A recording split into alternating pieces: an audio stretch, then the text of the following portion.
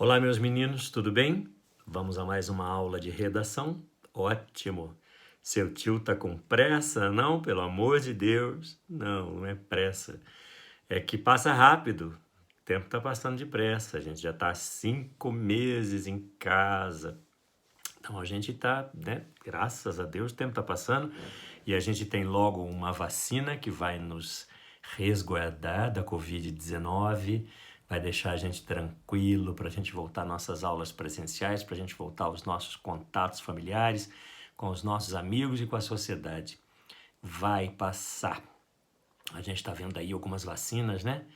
Nós vimos a vacina de Oxford, que vai ser produzida aqui no Brasil também, 2 vacinas da China que estão bem avançadas, e agora essa vacina russa, um pouco, né, na dúvida, a gente não tem muitas informações científicas concretas a respeito de como foram produzidas, de como vão ser aplicadas, a gente fica um pouco confuso com relação a isso. Eu gostaria de relembrar então vocês do seguinte: tudo aquilo que nós chamamos de ciência e que está envolvido a isso aqui que o seu tio está fazendo com vocês e que os outros professores do liceu também estão fazendo, a gente chama de academicismo. Ciência, né? Seu tio sempre fala para vocês, nós estamos aqui num ambiente acadêmico, no meio acadêmico. Isto é, tudo que nós estudamos tem que ter uma verdade científica, uma verdade racional, uma lógica. Essa verdade a gente não vai chamar de verdade absoluta, senão a gente entenderia que o mundo está perfeito, a gente acha a solução, acabou. Não. Mesmo na ciência, nós encontramos ainda inúmeras possibilidades de transformação e de mudança. E para se fazer uma vacina, por exemplo, são necessárias algumas fases, alguns processos de produção dessa vacina, de modo acadêmico, estudado. Sempre com aquela dúvida cartesiana. Lembra que seu tio fala para vocês? Duvide sempre daquilo que disserem para você que é verdade. A gente tem que ter comprovações, argumentos com relação às teses que as pessoas trazem para a gente, né? As opiniões, críticas, as análises que fazem do mundo. Na questão científica é a mesma coisa. Para se produzir um fármaco, um remédio que vai para a farmácia, para se produzir uma vacina, que é um fármaco, nós precisamos passar por um processo, né? Fase 1, fase 2, fase 3.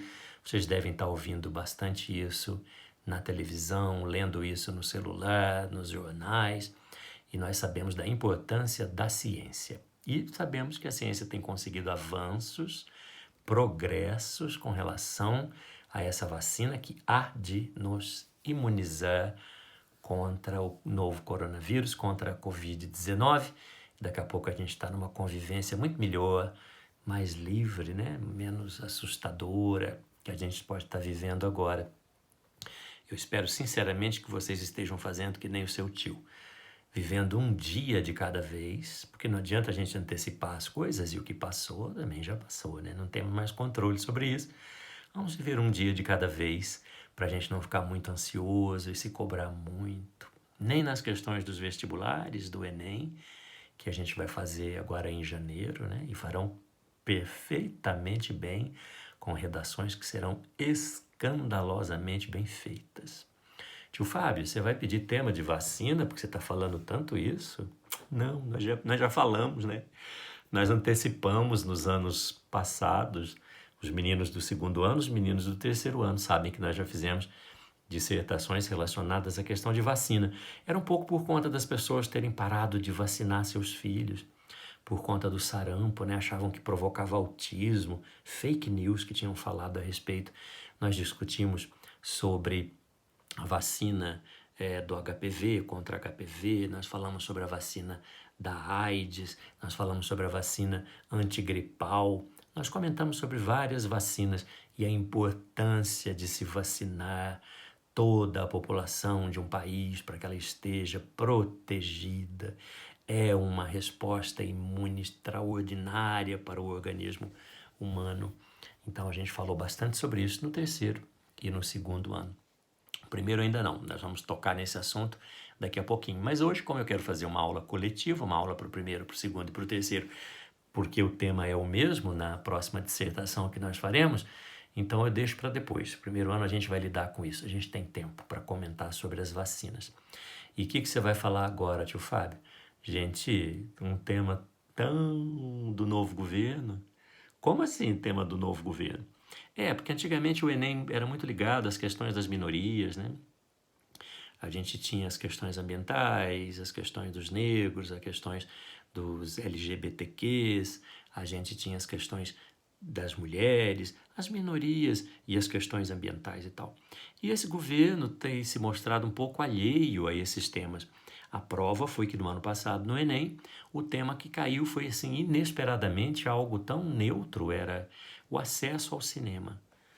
Como que as pessoas podem ir ao cinema? Então tá legal. Ficou, né, tão fácil que as pessoas se confundiram, acabam errando, porque a palavra acesso significa como entrar no cinema. E a resposta era que tem que ter cinema, né? Na nossa cidade, por exemplo, não tem cinema. Em boa parte das cidades brasileiras não tem cinema, então a solução estaria aí, tem que ter cinema. E não era acessibilidade, né? Porque acessibilidade seria interessante, as pessoas que têm deficiências físicas, deficiências mentais, que tivessem condições de ir ao cinema como qualquer outra pessoa. E não, era o acesso ao cinema, como ir ao cinema. Então a gente tem que às vezes focar em alguns temas que sejam um pouco mais leves, um pouco mais tranquilos, porque talvez o direcionamento do INEP, que é responsável pela produção do Enem, pela feitura do Enem, ainda seja um tema nesse tom um pouco mais leve. Mas vai ser gostoso de conversar sobre isso e eu quero falar sobre isso com vocês, pessoalmente, né? A gente ainda vai debater esse tema, mas aqui eu quero trazer o que é o tema. Nós vamos falar sobre: será que há excessos nas relações entre os homens e os seus animais de estimação? Esse é o tema. Há excessos nas relações entre os homens e os animais de estimação? É uma pergunta, é um problema, tem que ser respondido. É meio neutro, né? Talvez não seja nenhum momento de se comentar sobre isso, mas eu acho até que tem um pouco de verdade. Por que tem verdade nisso, tio Fábio? Por que isso é tão atual? Porque muitas pessoas se sentindo solitárias em casa por conta da pandemia acabaram adotando bichinhos. Bichinhos de rua, cachorrinhos de rua, gatinho de rua. Acabaram assumindo esse bichinho, o cuidado desse bichinho, e vão continuar cuidando, evidentemente, porque adquire amor e etc. Mas tem uma parte também muito ruim da notícia, que é muitos donos de bichinhos que estão ficando mais em casa, trabalhando em casa, as famílias estão reunidas em casa e, né, fica um certo drama, a presença constante das pessoas todas em casa, o bichinho acaba sobrando na relação familiar e as pessoas acabam tristemente abandonando os bichinhos de estimação. Muitos foram abandonados, deixados na rua, ao relento, sem nenhum cuidado, e em casa era tratado como filho. Aí que vem a pergunta, né? Será que há excessos na relação dos homens com os animais?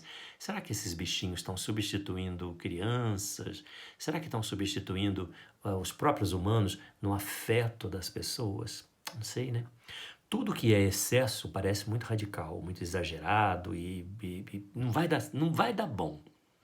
Para dar bom precisava ter um troço muito interessante chamado equilíbrio. E já estou dando até tese para vocês. É necessário um equilíbrio na relação dos homens com seus animais de estimação para que haja uma convivência tranquila, né? Que seja boa para o bichinho, que seja boa para o ser humano. Porque é boa para o bichinho, tio Fábio, sempre é bom. Não, gente, não é de jeito nenhum. Botar roupa no cachorrinho, no gatinho. Querer que ele tenha atitude humana, né? Atitudes humanas. Não, o bichinho tem os seus instintos. E ele não pode ser tratado como um ser humano. Vou colocar de castigo, como se fosse uma criança e tal. São excessos, né? Ou não? Você acha que tem que cuidar mesmo, tem que tratar como filho mesmo? Não sei, eu acho que se você equilibrar entre os cuidados com as crianças, às vezes necessitadas, que não são seus filhos, como os bichinhos, os cachorrinhos, os gatinhos, os periquitos, os peixinhos, tem que ser cuidadas também, né? Então a gente tem que pensar na parte do bichinho, que tem seus instintos e deve ser deixado em liberdade em todos os sentidos, por conta dos seus instintos, e também pensar nos homens. Por que nós não vamos cuidar de bichinho e não vamos cuidar dos seres humanos que necessitam de cuidados? Vamos equilibrar essa relação? É isso que eu quero falar. Eu vou mandar textos de apoio para vocês fazerem a leitura e saberem produzir o texto. E depois nós vamos conversar ao vivo sobre esse tema. Primeiro ano já marcamos nosso horário, segundo ano já marcamos nosso horário. e vamos conversar mais sobre isso, tá bom? Qualquer dúvida, WhatsApp, manda recado pro seu tio, produzindo a dissertação, entrega para mim. Que dia que é pra entregar essa, tio Fábio? Meninada, tem uma pra vocês me entregarem agora, né?